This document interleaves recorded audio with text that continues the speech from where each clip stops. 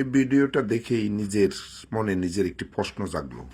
BIWTA কি ঘাট কিংবা সিটাক ইজারা দিল, নাকি হাতিয়ার সাধারণ মানুষের নাগরিক অধিকার ইজারা দিল? কারণ একজন নাগরিক তার কথা বলার অধিকারটুকু যদি না থাকে,